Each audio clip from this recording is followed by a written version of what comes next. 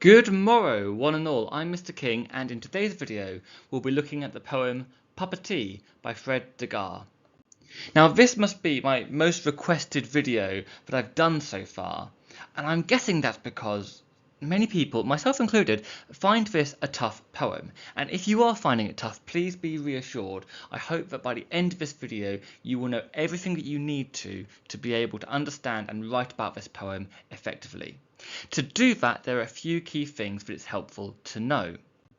The first is Fred Degar, born in 1960, was born in London but spent his childhood in Guyana and has dual heritage. After that, he came back to London and then the USA, where he now teaches creative writing. He often explores the themes of dual nationality, the immigrant experience, and colonization and the effects of it in his written work. The poem itself, Puppetee, well, that word puppetee is a reference to two people. The first is to Degar's granddad, who is referred to directly in the poem. But it's also a reference to the famous poet Alfred Lord Tennyson. Now, Alfred Lord Tennyson wrote a number of poems, most famously The Charge of the Light Brigade. And if you're serious about wanting to understand the poem Puppetee, I recommend that you take 30 seconds to click on the link in the description below to read that poem in full. It is quite a straightforward poem, and then come back here where I can tell you more about Puppetee. But in absolute brief, this poem tells about a defeat, a famous British defeat in the Crimean War in the 1850s when 600 soldiers charged against some artillery and they were roundly defeated. But this poem sort of glorifies the sacrifice of these soldiers, and you'll need to know that going into today's poem. The final thing that you're going to need to have some understanding of is the idea of colonization, because it's a theme explored in this poem. And if you're not familiar with colonization, colonization is when one country takes control of another country and people will lose their rights, their land, their freedoms, and sometimes even their lives. And Guyana was a country that was colonized twice, first by the Dutch and then by the British Empire. So knowing a little about colonization will help you understand this poem. So let's read through the poem together. Puppetee by Fred Degar. When Grandad recited the Tennyson learned at sea, I saw companies of redcoats tin soldiering it through rugged country, picked off one by poison-tipped blow darts or arrows from nowhere. Their drums panicky rattle, their buglers yelp, musket clap and popping cannons, smoke everywhere. He'd cut short to shout, "If you all don't pay me mind, I'm going to give you a good licking and send you to bed." Resuming as he breathed in, his consonant stretched past recall into a whale's crying place, beginning polyp kingdoms, shipwrecked into Amerindian care for months. We'd sit tight, all eyes on our sweet sea salter for that last line sound. Someone mistimed once, making him start again. These days, the perfect lined face of a blank page startles at first, like Puppetee's no-nonsense recitals. It has me itching to bring him reeling off in that tongue. Honour the charge they made, honour the Light Brigade. Noble 600. To hear, to disobey. So let's go through the poem and check we understand what's going on. So we have Grandad reciting the Tennyson learned at sea. So Tennyson, this Victorian poet who wrote The Charge of the Light Brigade. And while this poem is being recited, the narrator can see the redcoats, the British soldiers in this battle, in rugged country, but they're being picked off one by one, not by cannons or guns, which is what really happened, but they're being picked off by poison-tipped blow darts, this weapon that you would blow through to shoot poison darts to attack your enemies. And he also imagines the drums rattling in a panic tone. I'd imagine the bugle being blown. This is a horned instrument that was blown by soldiers to signal a charge or signal an attack or to signal a retreat. And he can imagine the musket claps of the sound of muskets, this gun and the cannon that was being fired, smoke everywhere.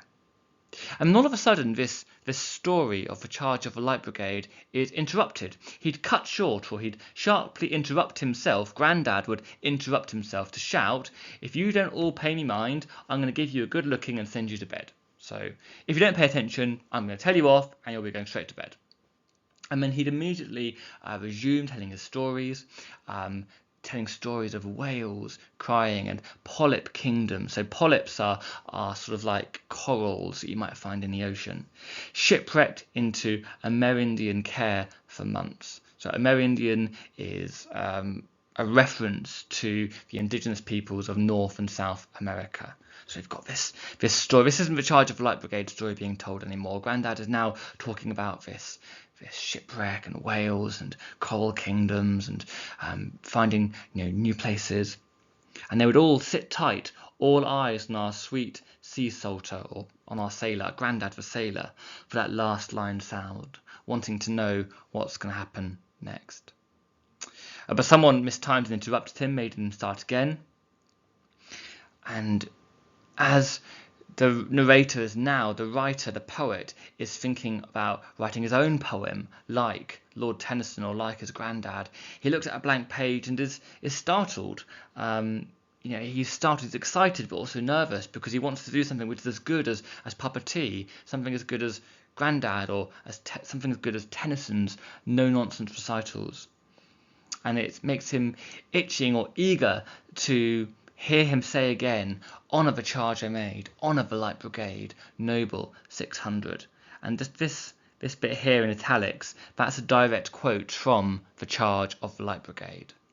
And then we end with this rather ambiguous "to hear, to disobey." What does that mean?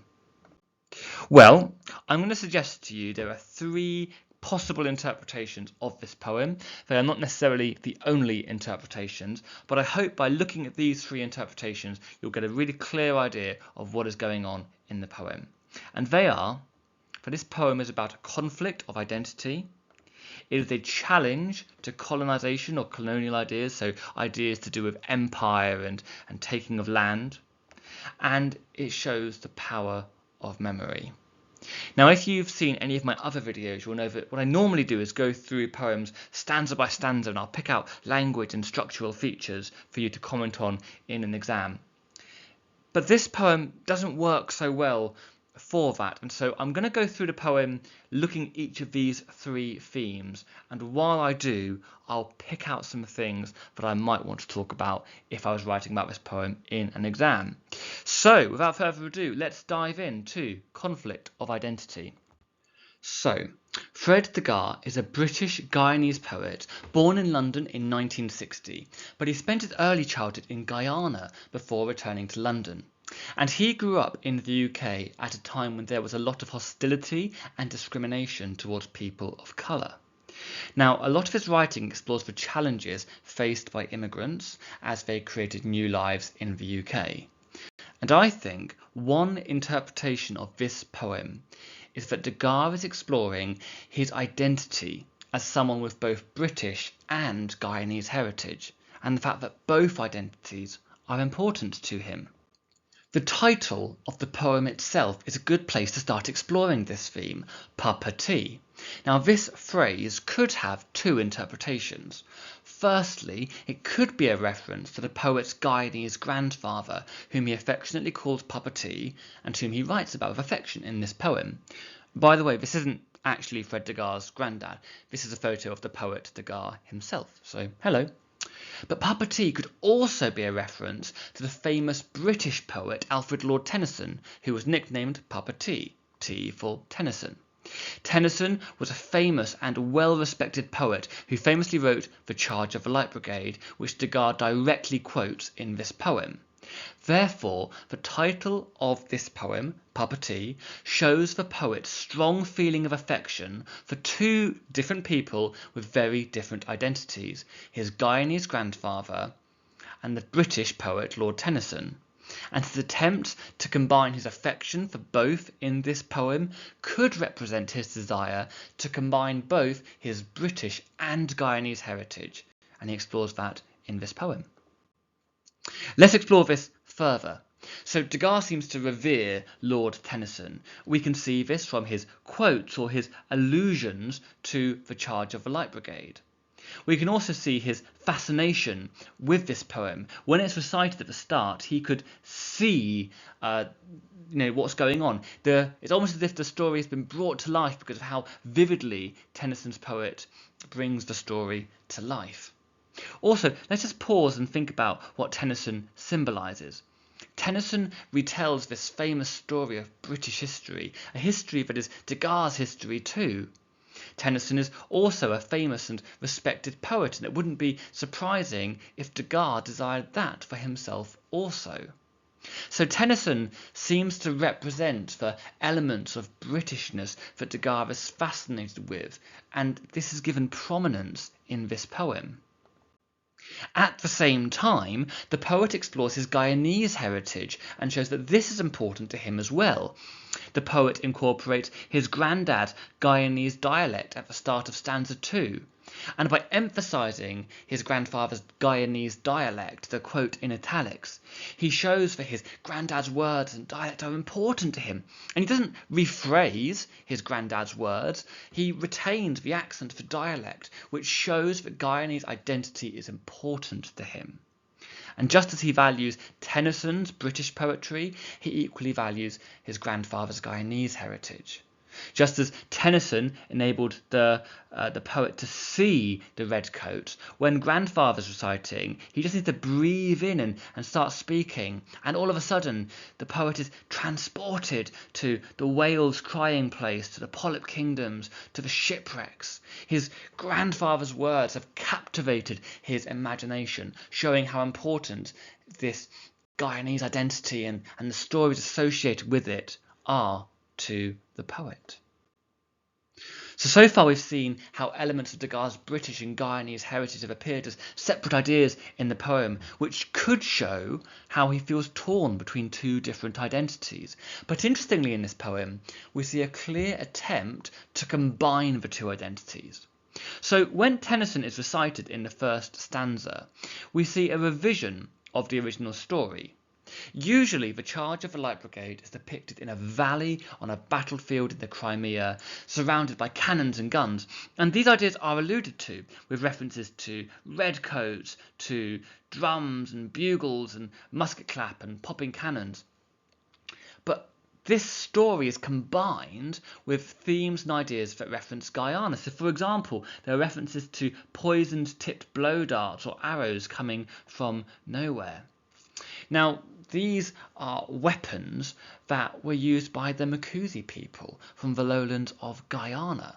So what the poet is doing is he's reimagining this famous story from British history, but combining it with references to Guyanese history. And this seems to be an attempt by the poet to combine these two stories, perhaps showing that he's trying to find a way that he can combine his Guyanese and British heritage in himself.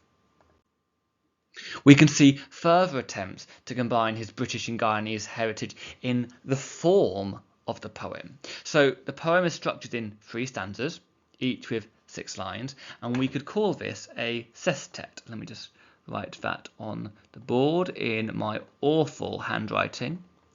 Now, it was common in sort of stereotypical historical British poetry to write poems with stanzas of regular lengths. So, by using sestets, Degas is signalling that he wants to use some stereotypical conventions of British poetry. But Degas' poem does not follow a particular metre or rhythm or rhyme scheme. He writes in free verse, which simply means there's no rhythm or pattern or rhyme scheme. And this was more typical of post-colonial poetry, or poetry which rejects the ideas or the conventions of colonisation. And if you've seen the poem Partition, Partition is also written in free verse, also to reject many of the ideas associated with empire and colonisation. So the very form of the poem shows that he will embrace some conventions of British poetry, but will reject others by writing in free verse. This too could show that Degas is wrestling with his dual heritage, and we can see this depicted in the very form of the poem. So that was the first interpretation, the conflict of identity. Let's continue and look at the challenge of colonial ideas before looking at the power of memory. So a second interpretation of this poem is that it is a challenge to the idea of colonization. So colonization is when one country takes control of other lands and people. For example, modern-day Guyana was historically colonized first by the Dutch and then by the British. Now, it's generally recognised to be an awful historical event in which many people lost their rights, freedoms, and in some cases, their lives. This poem challenges the ideas of British colonisation in a few ways.